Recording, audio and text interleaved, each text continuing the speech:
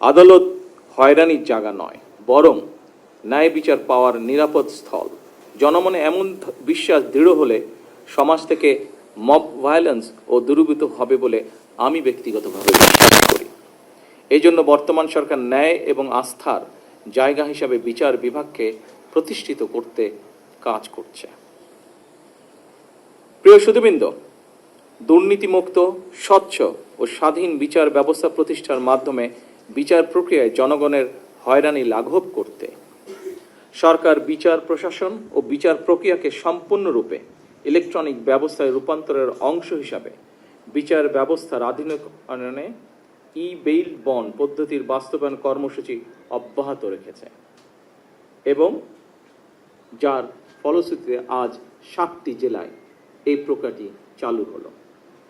দেশের সকল আদালতে ই-বেইল বন্ড পদ্ধতি চালু করা গেলে জনগণের বিচার প্রাপ্তিতে বিলম্ব ও বৈষম্য দূর করে ন্যায় বিচার প্রতিষ্ঠার সহায়ক হবে বলে আমরা বিশ্বাস করি।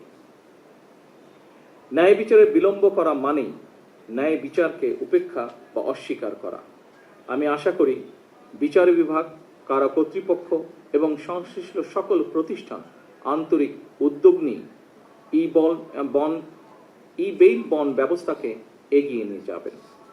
আদালত থেকে জামিন পাওয়ার পর আদালতের বিভিন্ন দপ্তর ঘুরে জামিননামা হাতে পৌঁছতে কয়েকদিন সময় লাগার কারণে সংশ্লিষ্ট ব্যক্তির কারামুক্তি হতে দেরি হয়। এটি আইনের শাসন হলেও ন্যায় বিচার কিনা এ নিয়ে প্রশ্ন করার সুযোগ হয়তো রয়েছে। ফ্যাসিবাদী শাসনামলে আমরা দেখেছি আইনের দোহাই দিয়েই এমনকি রাতের বেলা আদালত বসিয়ে ভিন্ন দল এবং মতের শত শত মানুষকে শাস্তি দেওয়া হয়েছে। সেগুলো অবশ্যই ন্যায় বিচার ছিল না, বরং আইনি বিচারে আইনের অবিচার চালানো হয়েছিল। আইনের শাসন এবং ন্যায় বিচার বিষয় দুটি একটি আরেকটির পরিপূরক। আমার কাছে মনে হয় রাষ্ট্রে আইনের শাসনই শেষ কথা নয়, বরং ন্যায় বিচার প্রতিষ্ঠাই হচ্ছে গুরুত্বপূর্ণ। এ কারণেই বর্তমান সরকার রাষ্ট্র এবং সমাজে আইনানুগ ন্যায় বিচার প্রতিষ্ঠা করতে চায়। ন্যায় বিচার প্রতিষ্ঠার জন্য প্রয়োজন ন্যায়পরায়ণ বিচারক। আমি মনে করি জামিন প্রক্রিয়ায় ই-বেইল বন্ড ব্যবস্থা বিচার প্রার্থীদের ক্ষেত্রে বিচার প্রতিষ্ঠার যাত্রাপথে একটি উল্লেখযোগ্য ধাপ।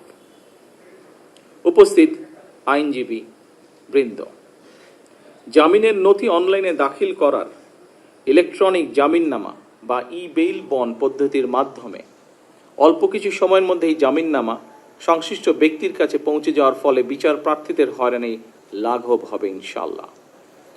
আগে একটি জামিননামা সম্পন্ন করতে আদালত থেকে জেলখানায় পৌঁছানো পর্যন্ত আইনজীবী, মোহরি, ম্যাজিস্ট্রেট, পুলিশ, পিয়ন সহ নানা পরিক্রমায় কমপক্ষে 13টি ধাপ পার হতে হতো, বা যা এখনো বিভিন্ন জায়গায় হচ্ছে।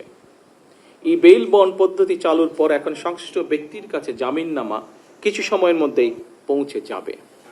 এ কারণেই বর্তমান সরকার সারা দেশের সকল আদালতকে ই-বেইল বন্ড পদ্ধতির আওতায় আনার সিদ্ধান্ত নিয়েছে।